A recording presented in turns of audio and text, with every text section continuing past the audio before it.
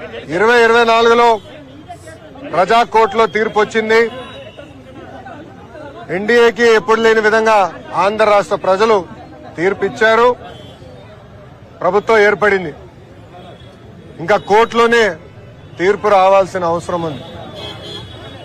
గతంలో వైకాపా పార్టీ అధికారంలోకి వచ్చిన మొదటి 6 నెలల్లోనే నా పైన విశాఖపట్నం ఎడిషన్ లో దుష్ప్రచారం చేస్తూ ఒక ఆర్టికల్ రాయడం జరిగింది. దాంట్లో భాగంగా ప్రత్యేకంగా నేను విశాఖపట్నం ఎయిర్పోర్ట్ లో టీ కాఫీ తీసుకున్నానని, దానికి అయిన ఖర్చు 25 లక్షల రూపాయలని, అది ఇప్పుడు ప్రభుత్వం చెల్లించడానికి ఇబ్బంది పడుతుందని ఆనాడు సాక్షి పత్రిక ఆర్టికల్ వేసింది. అందరు తెలిసిన విషయమే. సాక్షి పత్రికలో ఇన్వెస్ట్మెంట్ మొత్తం వైఎస్ కుటుంబాన్ని, ప్రత్యేకంగా ఆనాటి ముఖ్యమంత్రి వైఎస్ జగన్మోహన్ రెడ్డి గారు, ఆయన సతీమణి వైఎస్ భారతిరెడ్డి గారు పెట్టుబడి ఉంది. అదే సందర్భంలో ఢిల్లీలో ఉన్న ద వీక్ అనేది వీక్లీ మ్యాగజైన్ కూడా ఆ కథనాన్ని వేయడం జరిగింది. ఇమ్మీడియట్ గా నేను సాక్షికి అటు వీక్ కూడా లీగల్ నోటీస్ పంపిస్తాం జరిగింది.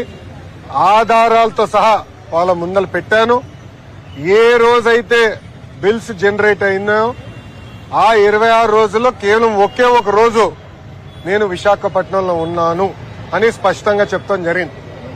అది తెలుసుకున్న తర్వాత వీక్ మ్యాగజైన్ రిజైండర్ పబ్లిష్ చేసి తప్పుడు రిపోర్టింగ్ చేశాము, ఆధారాలు మాకు ఇచ్చారు, తప్పు జరిగింది అని వాళ్ళు ఒప్పుకున్నారు. కానీ సాక్షి ఒప్పుకోలేదు. అందుకే నేను ఆనాడు 75 కోట్ల రూపాయలకి డిఫమేషన్ సూట్ వేశాను. దాంట్లో భాగంగా 75 లక్షల రూపాయలు నేను కోర్టుకు కూడా ఫీ రూపంలో చెల్లిస్తాం జరిగింది. ప్రజలందరూ తెలుసు, తెలుగుదేశం పార్టీకి అధికారం కొత్త కాదు. చంద్రబాబు నాయుడు గారు పదే పదే మాకు చెప్పారు, ప్రజాధనాన్ని మిస్యూజ్ మీరు చేయొద్దు, సింపుల్ గా ఉండండి, ప్రజల దగ్గర ఉండండి, ప్రజలకు అందుబాటులో ఉండండి అని పదే పదే చెప్పారు. ఇక్కడున్న మీడియా మిత్రులు కూడా తెలుసు, గతంలో అంటే 2017 నుంచి 19 నేను మంత్రిగా ఉన్నప్పుడు కూడా నా సొంత వాహనాలే వాడుకున్నా. వాటర్ ఖర్చు, టీ ఖర్చు నేనే డబ్బులు చెల్లించా. ఇప్పుడు మంత్రి అయిన తర్వాత కూడా ఈ రోజు కూడా నా సొంత వాహనంలోనే నేను వచ్చాను. దానికి అయ్యే డీజిల్ కూడా నేను నా జోబు నుంచే చెల్లిస్తున్నా.